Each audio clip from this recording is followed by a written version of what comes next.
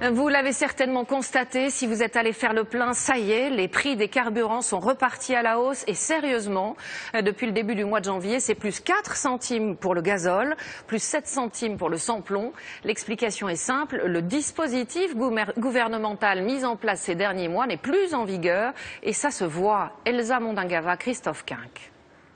Mauvaise nouvelle pour les automobilistes, le prix des carburants repart à la hausse. Quelques centimes d'euros par litre qui ne plaisent pas aux clients de cette station-service. Constat à la pompe ce matin. 11,75 €. Et avant, le mois dernier, le mois d'avant peut-être 10,50 €, ouais, ou 10,80 €.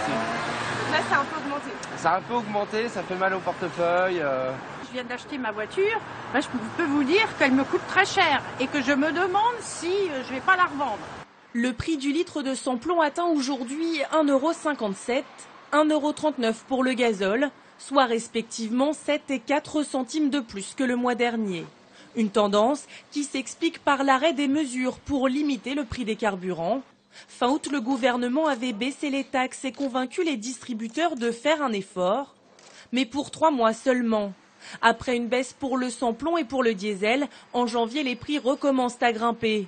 Les associations de consommateurs appellent au gouvernement sa promesse, limiter le coût de l'essence. Si des mesures structurelles ne sont pas prises sur le prix de l'essence, on peut redouter que de toute façon, il y ait de nouveau un appel d'air au niveau de l'augmentation des prix et que l'on se retrouve avec des prix qui se deviennent purement et simplement insupportables pour le commun des mortels. Des mesures structurelles, c'est-à-dire une baisse des taxes, elles représentent plus de la moitié du prix des carburants. Mais pas sûr que le gouvernement suive cette option. Ces taxes rapportent près de 25 milliards d'euros par an à l'État.